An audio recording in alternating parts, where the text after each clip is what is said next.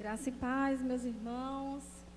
Estou muito grata a Deus pelo privilégio que Ele me dá de estar aqui para compartilhar um pouco daquilo que Ele tem me permitido viver ao longo de 20 anos de profissão. Como os irmãos sabem, eu tenho 20 anos de enfermeira, sirvo como servidora pública aqui na Prefeitura Municipal de Guarabira, em um posto de saúde, trabalhando prevenção.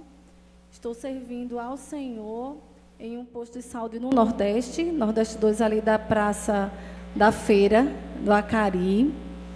E o Senhor me deu um presente especial de casamento. Quando eu casei com o pastor Josival, na semana do nosso casamento, a gente ainda estava de lua de mel, eu me submeti a um concurso do Estado, e quando completamos um mês de casado, o Senhor nos presenteou com esse concurso.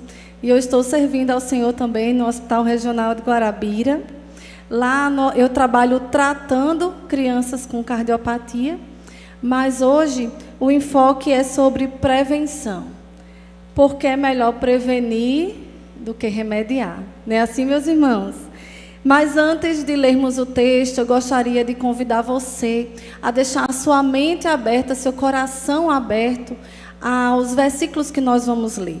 Nós não vamos ler apenas um texto, não será uma pregação expositiva, nós vamos ver vários versículos, e a palavra do Senhor nos confronta a mudarmos de estilo de vida, mudarmos de hábitos, e eu quero que os irmãos deixem seu coração aberto para o Senhor falar com você, assim como Ele tem falado comigo ao longo dessa semana. Os irmãos abram, por favor, em 1 Coríntios, enquanto forem encontrando, se levantem. 1 Coríntios 6, do 19 a 20.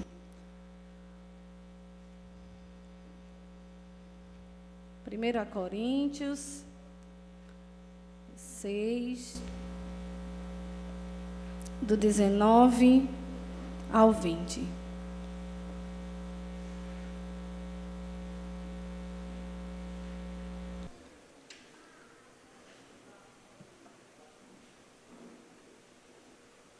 Diz assim: será que vocês não sabem que o corpo de vocês é santuário do Espírito Santo, que está em vocês, e que vocês receberam de Deus, e que vocês não pertencem a vós mesmos?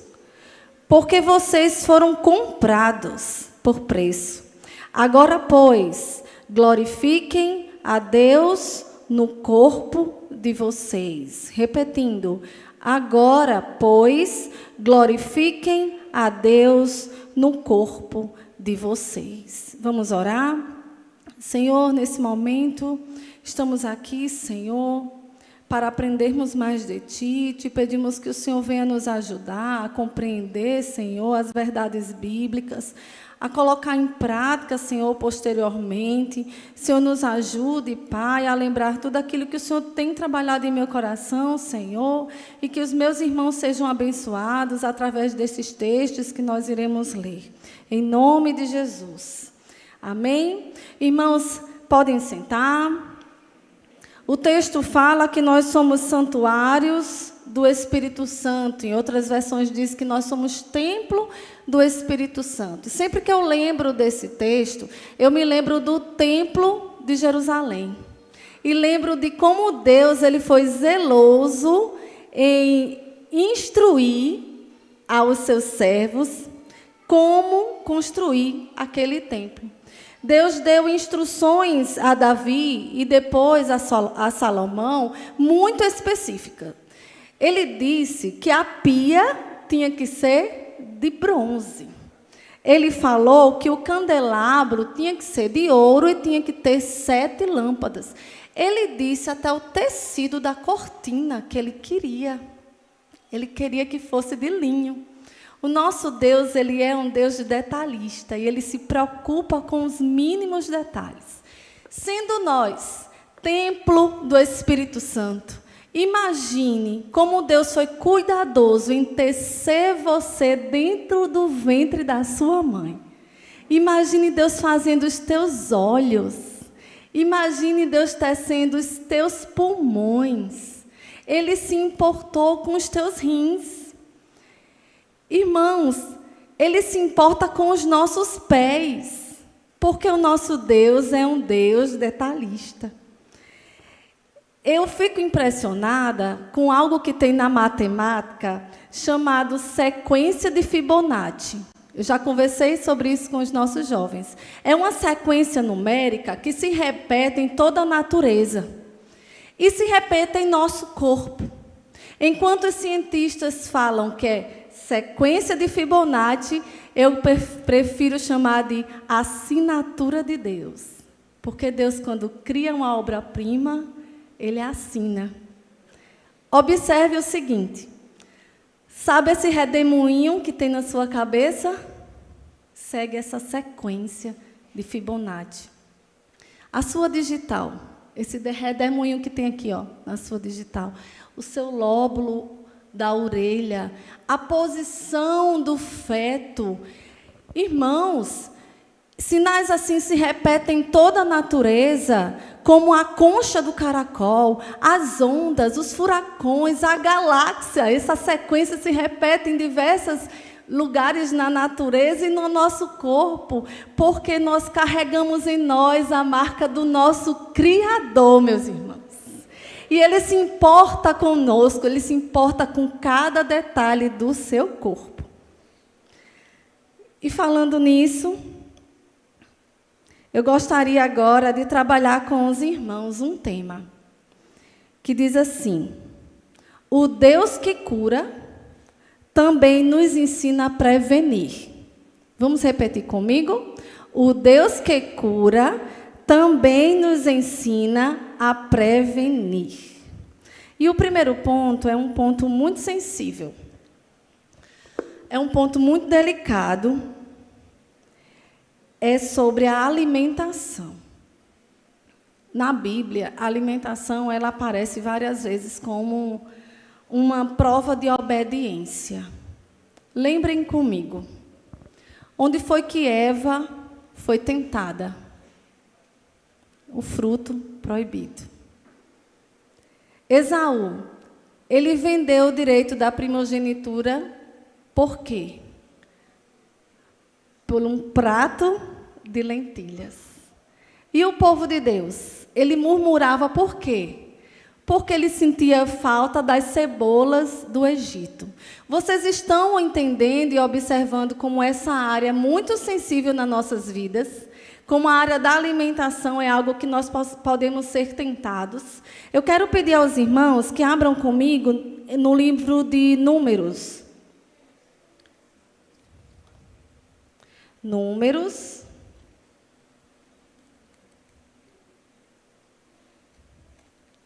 Números 11.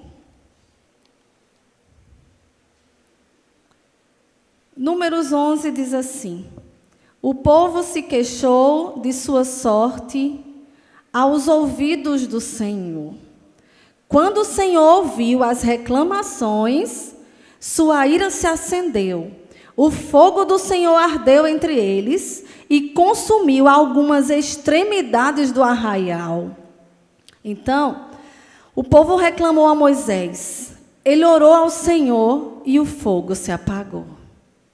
Por isso, aquele lugar foi chamado de Taberá, porque o fogo do Senhor se havia acendido entre eles. E o populacho que estava no meio deles veio a ter grande desejo das comidas dos egípcios. Também os filhos de Israel começaram a chorar outra vez, dizendo: Deus nos dará carne para comer? Lembramos dos peixes que comíamos de graça no Egito. Que saudades dos pepinos, dos melões, dos alhos silvestres, das cebolas e dos alhos. Mas agora a nossa alma está seca e não vemos nada a não ser este maná. O maná era como semente de coentro e sua aparência era semelhante à de bedélio. O povo ali, por toda parte, o colhia. Eles o moíam em moinhos e o socavam em pilões, depois os cozinhavam em panelas e dele fazia bolos. O sabor do maná era como o de bolos amassados com azeite. Quando, de noite, descia o orvalho sobre o arraial, sobre este também caía o maná. O maná caía diariamente. E o maná era um alimento, certamente, que supria todas as necessidades deles. Mas eles tinham desejo de comer as comidas lá do Egito. Esse nome populacho, não sei se vocês observaram no versículo 4, em outras versões diz que é um bando de estrangeiros. Os israelitas deram ouvido aos estrangeiros e começaram a murmurar, porque queriam as comidas do Egito, demonstrando insatisfação, murmuração e cobiça. E eu quero explicar melhor essa questão da cobiça. Vire a página, ainda no capítulo 11, versículo 31, diz assim: Então soprou um vento do Senhor e trouxe codornizes do mar, e as espalhou pelo arraial em todas as direções, numa extensão de cerca de um dia de caminhada, a uma altura de quase 1 metro sobre a terra. Todo aquele dia e toda aquela noite, e também no dia seguinte, o povo se levantou e recolheu as codornizes. O que menos recolheu teve 10 montões, e as estenderam para si ao redor do arraial, quando a carne ainda estava entre seus dentes. Antes que fosse mastigada, a ira do Senhor se acendeu contra o povo e o feriu com uma terrível praga. Por isso, aquele lugar foi chamado de Quibrote Atavá, porque ali foi sepultado o povo que teve o desejo das comidas dos egípcios. Que texto forte, meus irmãos. Como é perigoso a ingratidão com nosso Deus. Irmãos, eles colheram tanto que tiveram que estender ao redor do arraial. Eles não acreditaram na providência diária do Senhor, mas eles pegaram muitos codornizes, mataram, demonstrando a sua cobiça. Cada um que pegasse mais do que outro. E esse nome Quibrote Atavá significa sepulcros da cobiça. Que texto forte, irmãos. Eva caiu na tentação do fruto proibido. Esaú caiu por um prato de lentilhas. O povo de Deus caiu porque queria comer as comidas do Egito. Mas eu quero ler com os irmãos um contraste perfeito. Em Mateus 4, 3.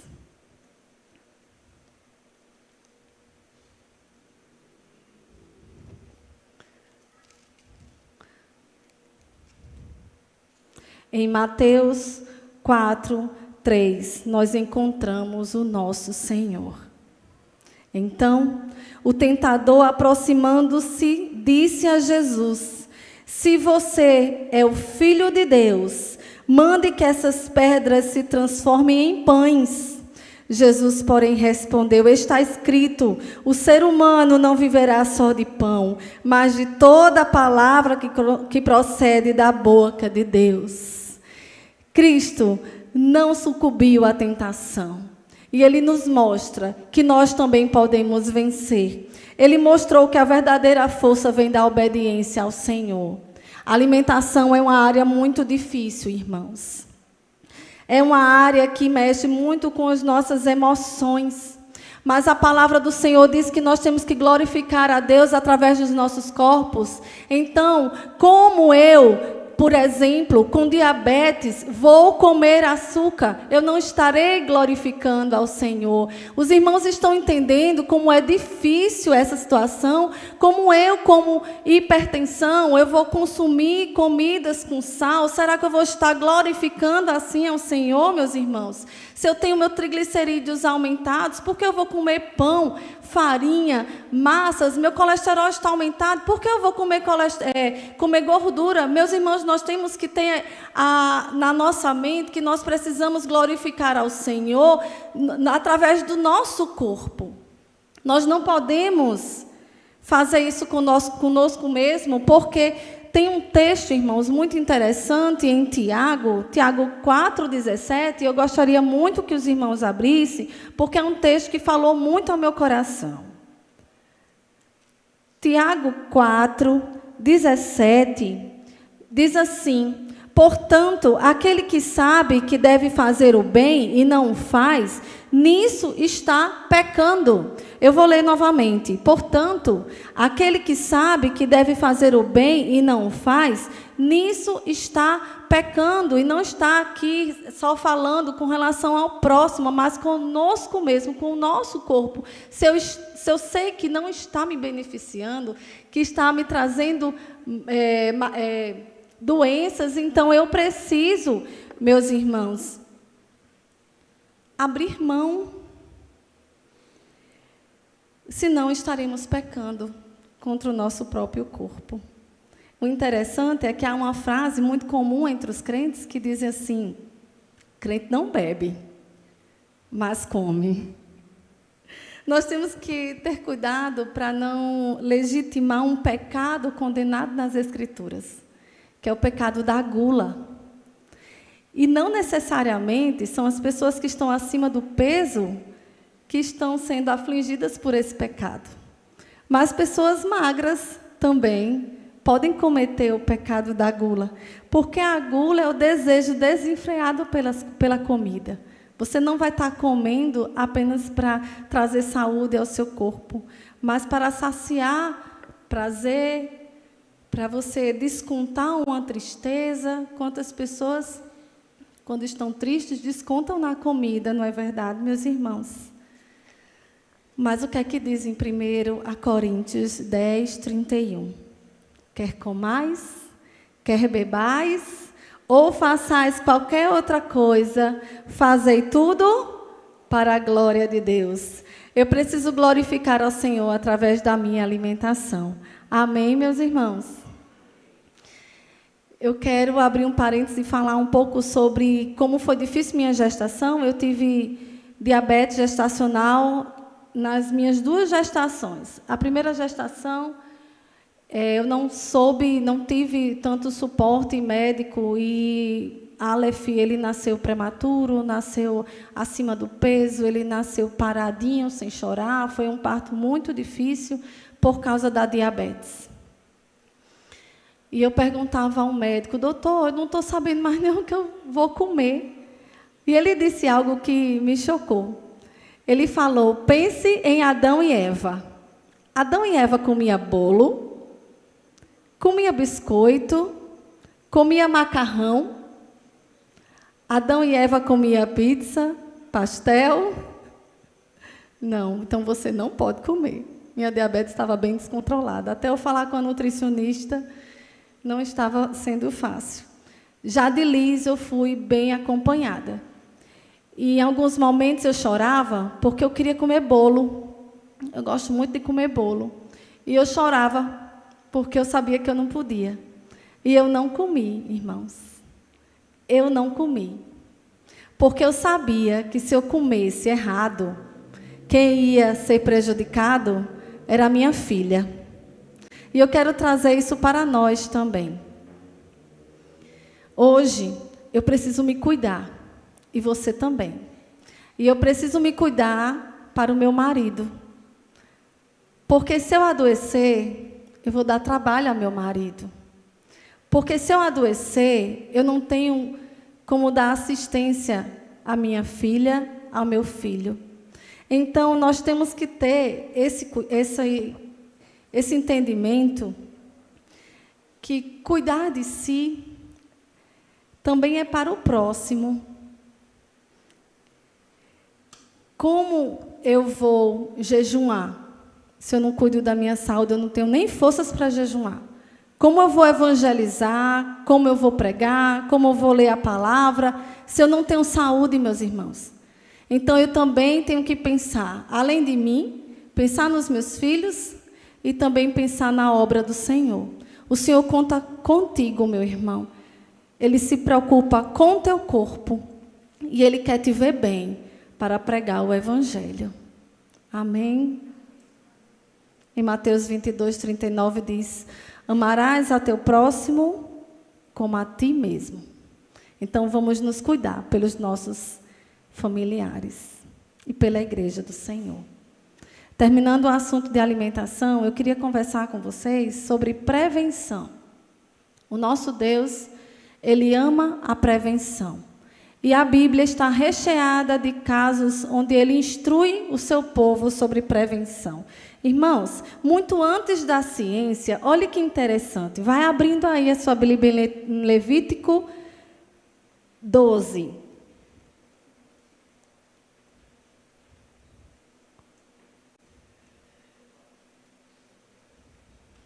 Em Levítico 12,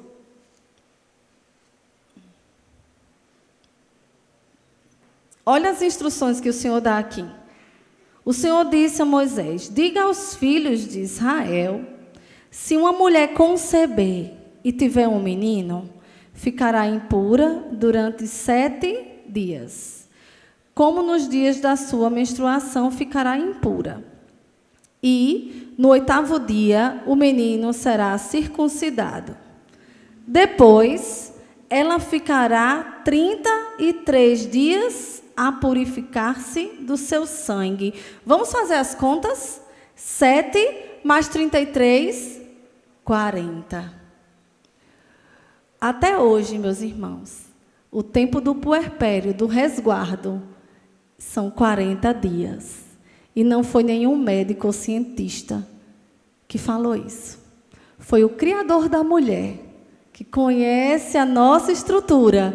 Ele disse que o puerpério, que o resguardo deveria ser 40 dias. Que Deus cuidadoso, meus irmãos. Mais à frente, no capítulo 13, ele dá instruções sobre a lepra, que hoje nós conhecemos como hanseníase. É tão interessante esse capítulo, eu estimulo os irmãos a ler em casa, porque Deus ele dá instruções a Arão de como diagnosticar uma lepra. Ele fala, olhe, se a pele for branca, o pelo for branco, se tiver inchado, ou se tiver profundo, se tiver carne viva. Ele escreve desse jeito na Bíblia, depois os irmãos leiam. E aí ele fala sobre o isolamento, sobre a purificação, ele dá toda a instrução de como conduzir com essa doença tão antiga. O Senhor se preocupa, assim, com a prevenção. Mais à frente ele fala sobre o mofo. O Senhor se preocupando para um mofo não passar para outros tecidos. Você sabe o quanto era precioso os tecidos naquela época. O Senhor se preocupa com o saneamento básico, meus irmãos. Lá em Deuteronômio 23, ele orienta o povo a deixar os seus dejetos, cavar um buraco, colocar os dejetos e tapar esses dejetos fora do arraial. Gente, isso é um saneamento básico. Nosso Deus está aqui prevenindo contra doenças que nós chamamos de fecal oral. Olhe como esse Deus ama a prevenção. Ele instrui até as carnes, até os animais que poderiam servir de alimento e os que não poderiam, os puros e os impuros. Ele diz que se encontrar um animal morto na estrada, você não deve nem tocar. O Senhor estava ali protegendo o seu povo, numa época que não havia nem refrigeração, né, meus irmãos? Então, era muito perigoso. Irmãos, Deus orienta até um povo a construir uma casa segura.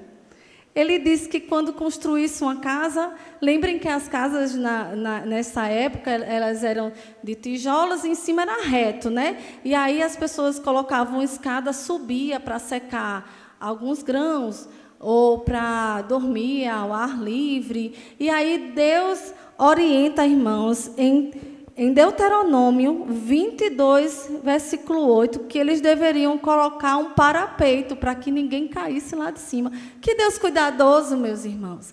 Que Deus, para amar tanto a prevenção. E aí nós estamos no mês voltado à prevenção de mulheres e próximo mês voltado à prevenção de homens. E entendendo que prevenção é um princípio bíblico, eu quero aqui reforçar a importância, esse mês, minhas irmãs, de procurar os seus exames de prevenção, em obediência ao Senhor, para glorificar ao Senhor, em amor a si próprio e aos seus, da sua casa, e em amor à obra do Senhor, que precisa de mulheres sadias, fortes, para pregar o Evangelho. Amém? Vou entrar agora no terceiro ponto, que é sobre o sono. Irmãos, eu sei que há muitos que sofrem com insônia. E a insônia, ela tem várias causas. A insônia pode ser devido a dores crônicas, pessoas que sentem muitas dores, elas não conseguem dormir devido às dores. Pode ser um problema hormonal, problemas de tireoide, pode ser estresse e ansiedade, principalmente quando é diagnosticado um transtorno de ansiedade generalizada, que é quando a ansiedade se manifesta até em queixas físicas.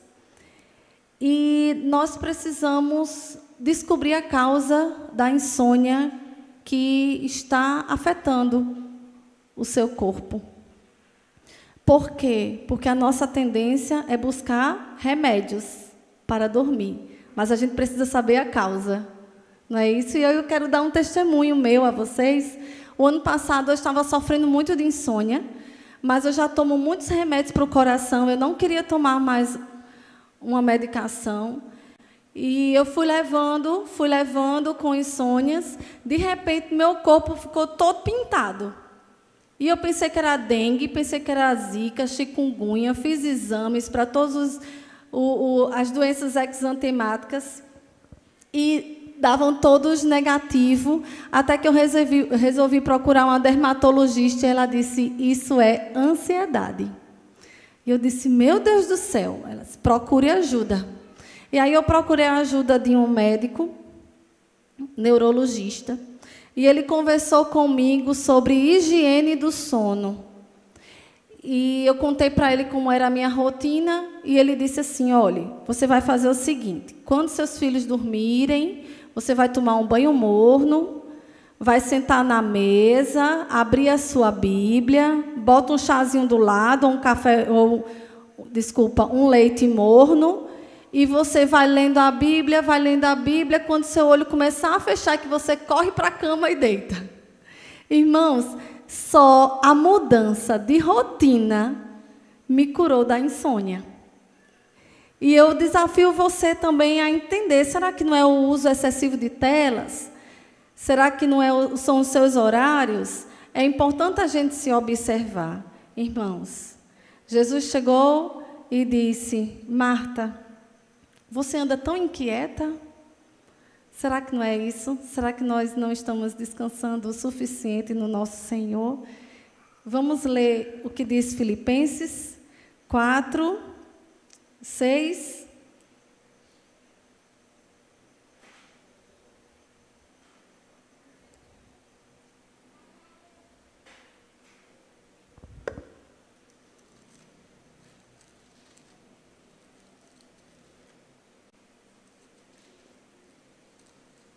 Filipenses 4, 6, guarde em seu coração.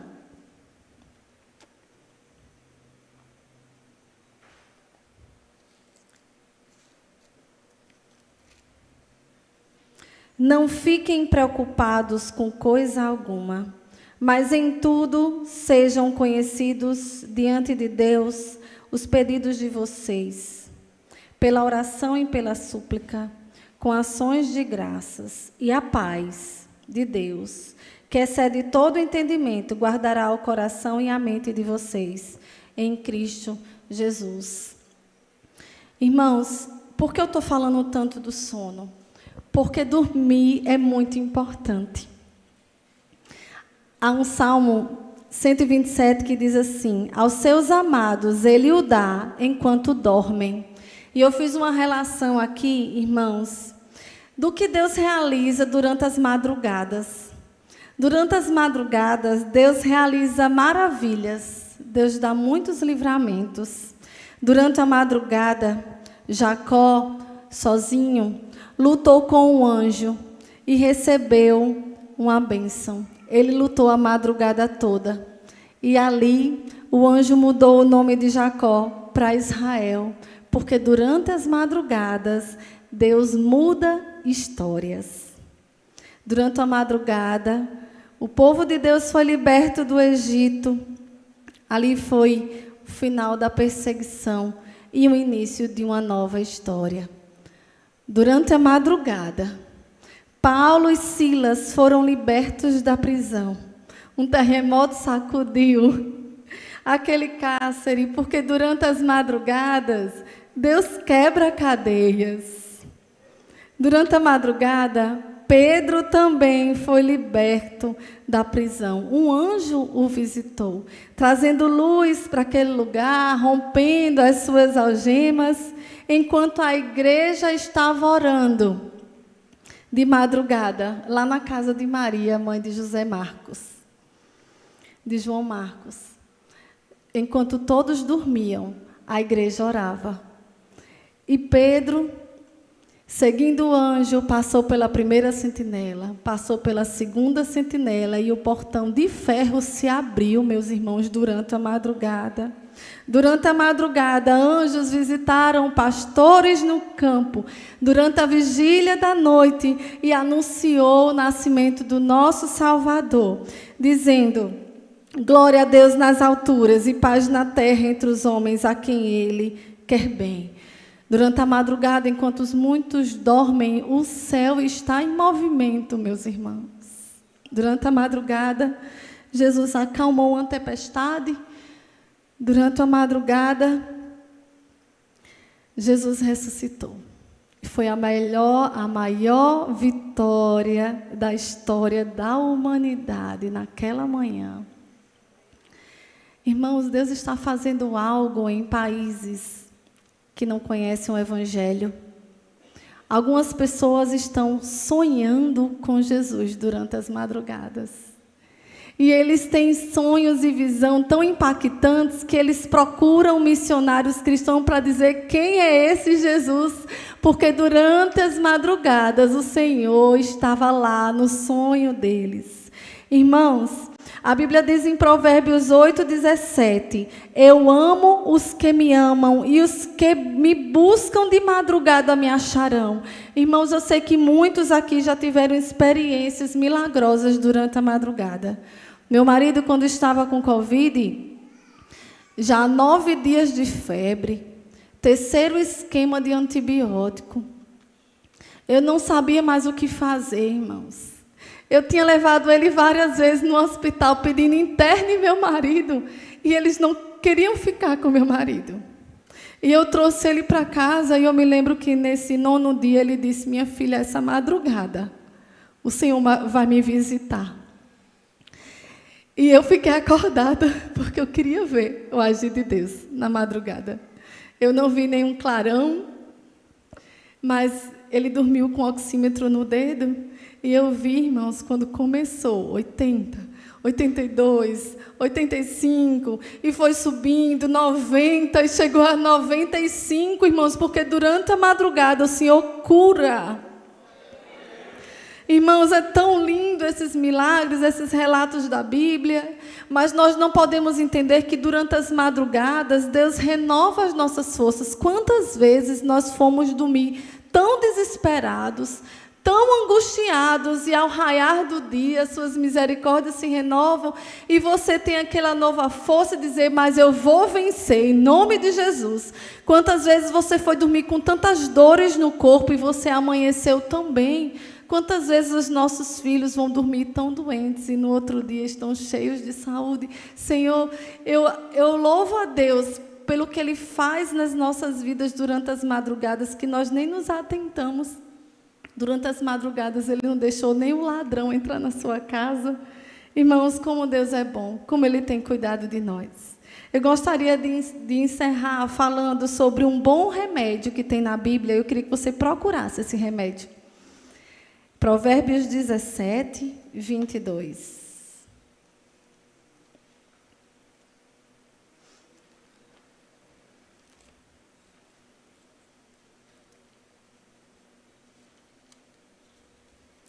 Provérbios 17, 22 tem um bom remédio.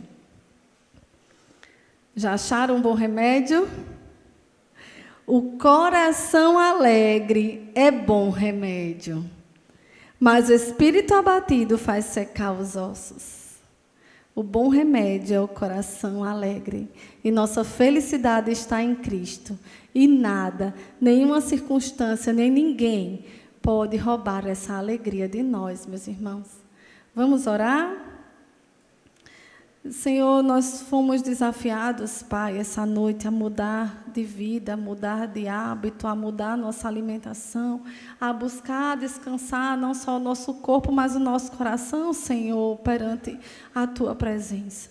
Eu te peço por cada um irmão que está aqui, irmã, que o Senhor, em nome de Jesus, mostre o quanto eles são importantes na Tua obra e como eles precisam estar bem, Senhor, para melhor Te servir.